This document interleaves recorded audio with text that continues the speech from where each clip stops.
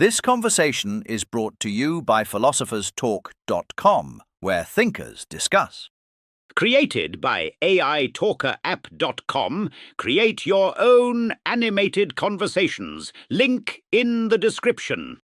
I am Andrew Carnegie, born in Dunfermline, Scotland in 1835, arrived in America with nothing more than my family and an absolute certainty that this country rewarded effort, and proceeded to build what became the largest steel company in the history of the world.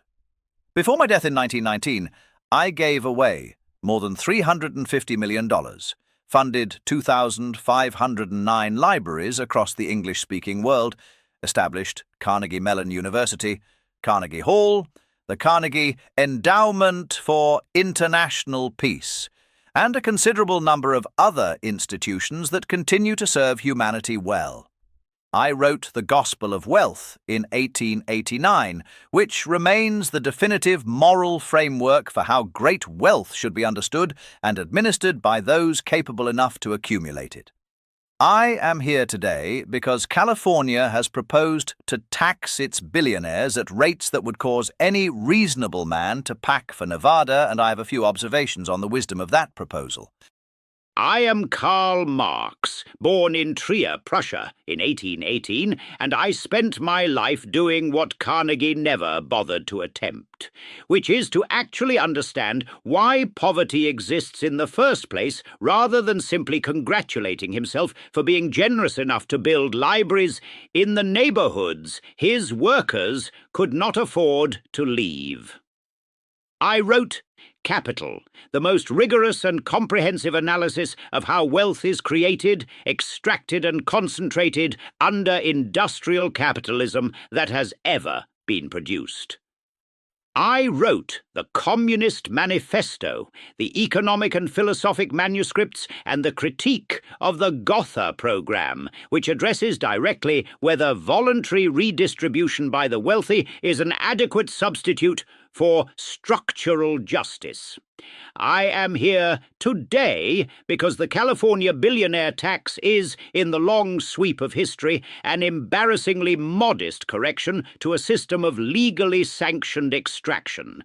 And even this modest correction has produced howls of protest from the very men whose fortunes were built on the labor of workers they paid as little as the market and the law would permit.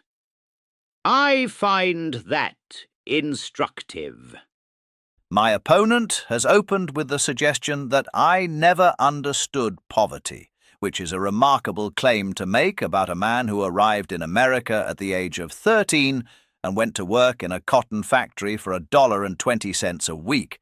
I understood poverty from the inside, Mr. Marx, which is a credential you cannot claim. But let me state my position on the California tax clearly and without the editorial commentary my opponent finds essential to every sentence he produces. The accumulation of substantial wealth in the hands of capable administrators is not a social problem. It is a social mechanism. The man of great wealth, properly understood, is a trustee for the public good. He holds his surplus in trust and administers it on behalf of the community far more effectively than any government bureaucracy could, because he has already demonstrated the capacity to allocate resources wisely by the very act of creating wealth in the first place. A wealth tax does not redistribute wealth intelligently.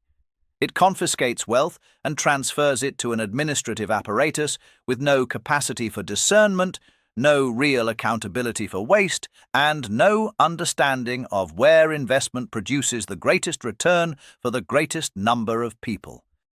Carnegie has just stated the gospel of wealth argument in its cleanest form, and I want the audience to understand precisely what that argument actually says beneath its pleasant language.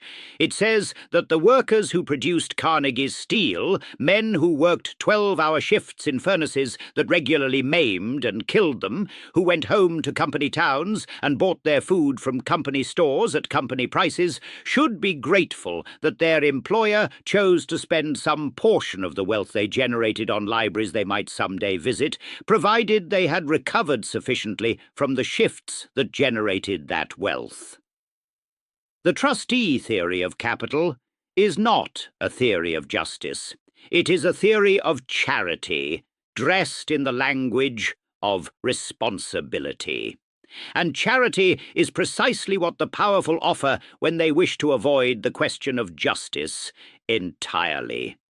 Carnegie asks us to trust the judgment of the man who accumulated the wealth rather than the democratic process of the society whose labor produced it.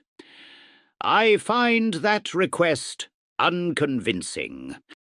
My opponent speaks of justice with the certainty of a man who never had to make a decision that affected the livelihoods of actual human beings in the material world. I employed hundreds of thousands of men across the United States. I paid wages. I provided employment at a scale that no government program has ever matched through voluntary participation. The alternative to employment in Carnegie Steel was not some idealized communal arrangement where workers owned the means of production and governed themselves through democratic assemblies. The alternative was subsistence farming, seasonal labor, or genuine destitution.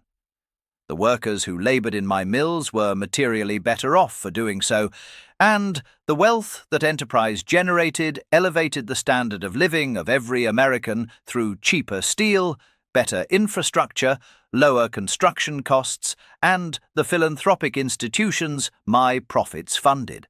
When California proposes to tax its most productive citizens out of the state, it does not redistribute wealth wisely. It drives the most productive citizens to Texas, Nevada, and Florida, and California is left with the tax structure and without the billionaires.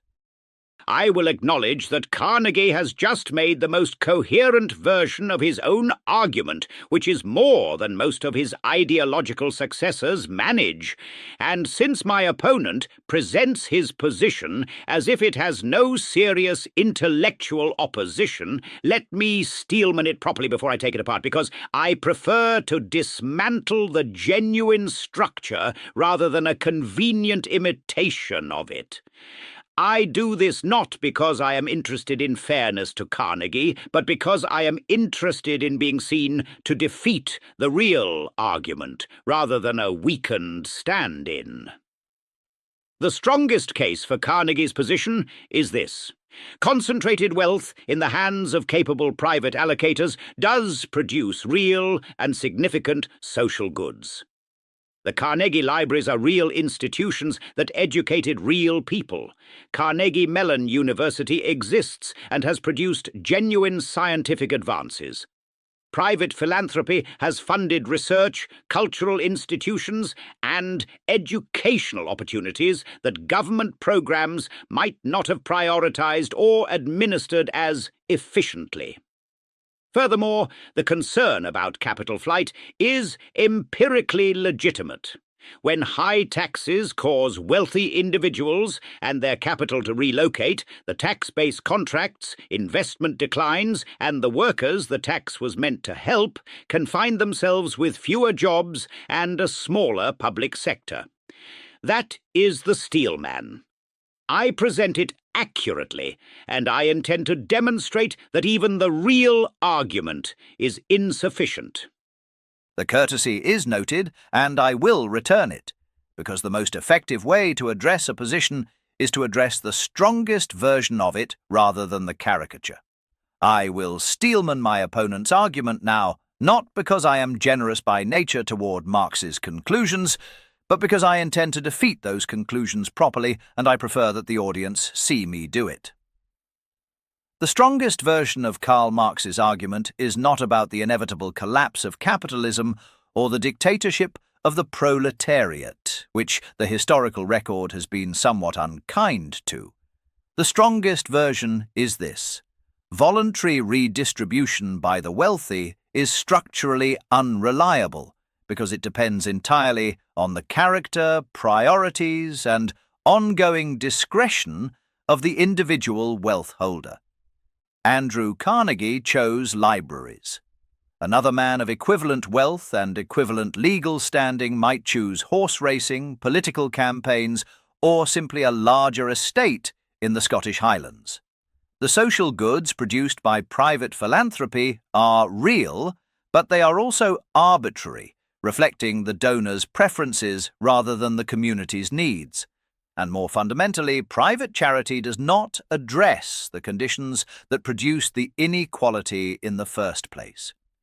Even if every billionaire were as generous as I claim to have been, the structural relationship between capital and labor that generates billionaires would remain entirely unchanged. That is the Steelman. I present it because it is the best Marx has, and I intend to address it directly now. He presents my argument with a precision I had not fully anticipated. Let me be exact about why it is nevertheless insufficient as a response to the actual claim I am making.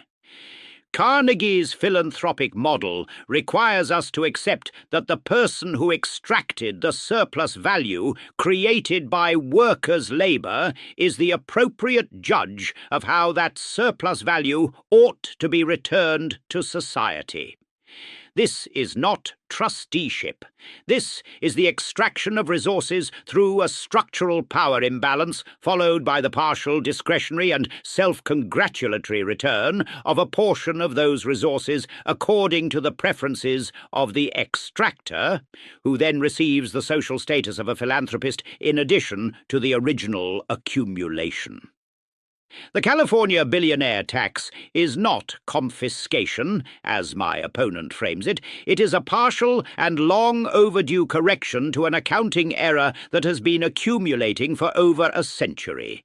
The error is simply this. The returns to capital have systematically exceeded the returns to labor, not because capital is inherently more productive, but because the holders of capital have the political and economic leverage to set the terms of the exchange. A wealth tax does not solve this problem at its root, but it is at minimum an acknowledgement that the problem exists and that the democratic process has the authority to address it. My opponent continues to use the word extraction as if the act of naming a thing constitutes an argument about its nature. Labour is paid its contracted wage. Capital accepts its risk. The man who built a steel mill did not merely appear with money and wait for productivity to emerge from thin air. He identified a market, organized an enterprise, assumed catastrophic potential liability, attracted investment, managed supply chains, and created the conditions under which labor could be productively employed at all. Without the mill, there is no job. Without the risk-taking organizer, there is no mill. The California billionaire tax proposes to penalize precisely the people who created the productive capacity that generated the wealth now being taxed. And I will add this observation, which I make not as a point of personal pride, but as a genuine analytical claim about the specific situation at hand. The state of California has demonstrated repeatedly and over a considerable period of time that it is not a competent administrator of large sums of money. Its pension obligations are structurally unsustainable. Its housing costs have made its cities unlivable for working people. Handing additional billions to this administrative apparatus extracted from the citizens most capable of deploying capital productively is not a policy designed to help workers. It is a policy designed to give Sacramento more money to mismanage. Carnegie has now argued that California is a bad steward of public money, which may or may not be partially true, and which is entirely irrelevant to whether the underlying principle of a wealth tax is correct. The question before us is not whether California's government is efficient. The question is whether the democratic process has the authority to determine how wealth generated within its jurisdiction should be distributed among the people whose labor generated it. Carnegie says no, that the billionaires, through their demonstrated capacity to accumulate, have established their superior judgment and should be left to exercise it voluntarily. The voters of California have looked at this proposition and produced a different answer. Carnegie's objection is that the voters are wrong. My question is why the workers who built this wealth should defer to the judgment of the man who owns it rather than to the democratic process their society has established for exactly these decisions. We are not going to agree on first principles today, and I suspect we would not agree on them in any version of any conversation we might have, because my opponent begins with the premise that all capital accumulation is extraction, and I begin with the premise that it is not, and everything else follows from that foundational disagreement. But I will say this directly and without the performance of certainty that my opponent brings to every sentence he utters.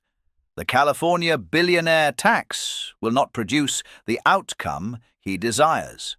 It will produce capital flight, reduced investment, a contracting tax base, and ultimately fewer resources available for the public goods he claims to value.